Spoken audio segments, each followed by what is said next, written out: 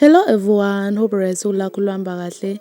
Njengoba kade sengishilo ukuthi ngizolobe ngi-update-ile njalo-ke ngokwenzeka laphayana-ke emngcwabeni wakhe-ke uSicebi Dlamini, inkosi yamagcokama. Lapho-ke osibahle-ke bezovalelisa kuyena-ke ubaba wabo.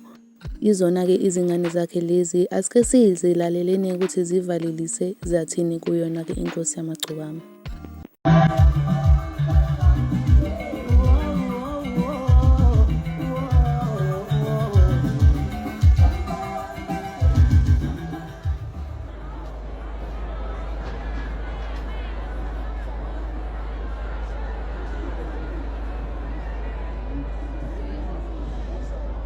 Sanibonani,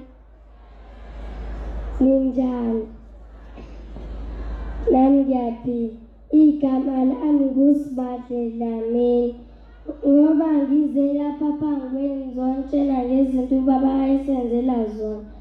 Ubaba besithanda futhi yonke into ebesiyicela ubaba besinikeza. Futhi ubaba bewumuntu ekade ehlezi ehleka. Nathi siyakujabulela lokho.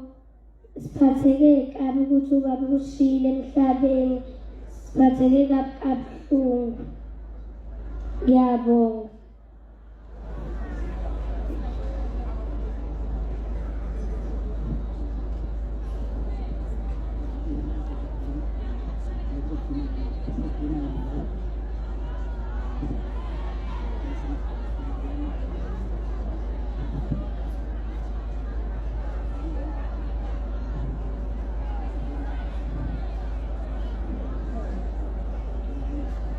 Ayoze ngithini kuwe, aqome phela emaphuzwini egcini, washela kaphela amagama, ulokhu ngishaya ngethembisa, ngashela kaphela amagama, ulokhu ngishaya ngethembisa, awuvuma Ntombi, vuma, awuvume yena uyavumela, ayoze ngithini kuwe, aqome phela emaphuzwini egcini, washela kaphela amagama, ulokhu ngishaya ngethembisa, ngashela kaphela amagama, ulokhu ngishaya ngethembisa, awuvume Ntombi, vuma, awuvume yena uyavumela, ayoze ngithini kuwe, aqome phela emaphuzwini egcini, washela kaphela amagama,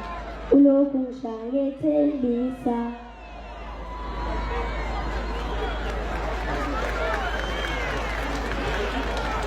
Awu madoda.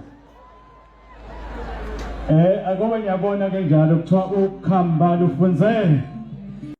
Okay everyone, asike sibambe lapho kwamanje ngiyeza nokunye ungayindawo. Ungakhohlwa futhi ukuthi ulike uphinde usubscribe ukuze ungazuphuthela video ofana nalawo. And I will see you in the next video. Bye.